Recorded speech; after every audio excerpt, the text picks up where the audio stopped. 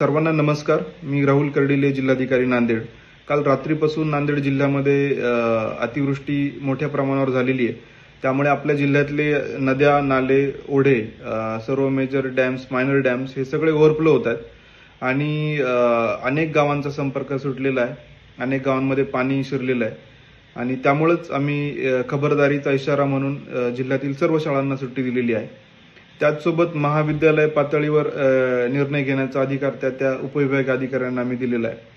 माझं सर्व नांदेडकरांना आव्हान आहे की आपण कुठल्याही अतिआवश्यक कामाशिवाय घराबाहेर पडू नये.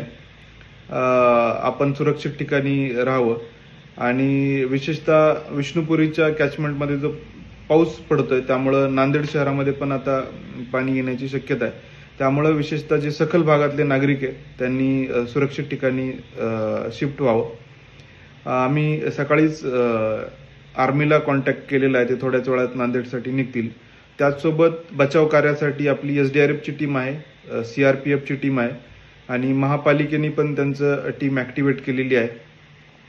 तर आपण त्यांच्या कंट्रोल रूमला संपर्क साधावा. सद्यस्थितीमध्ये निजामसागरचा जो डिस्चार्ज आहे तो 2,20,000 वरून 1,67,000 केला आहे, म्हणजे 53,000 कमी केला आहे आणि पोचमपाडचा जो डिस्चार्ज आहे तो जवळजवळ 5,30,000 पर्यंत वाढवलेला आहे. त्यामुळं अशी अपेक्षा आहे की 2-3 तासामध्ये आपल्याला त्यामध्ये थोडासा रिलीफ मिळेल. परंतु पुढचे 2-3 तास आपल्या नांदेडमध्ये पण अतिवृष्टी पाऊस पडण्याची शक्यता आहे. त्यामुळं आपण आपली खबरदारी नक्की घ्यावी आणि कुठली अडीअडचणीच्या काळात फ्लड कंट्रोल रूम आहे तिथं आपण संपर्क साधावा. धन्यवाद.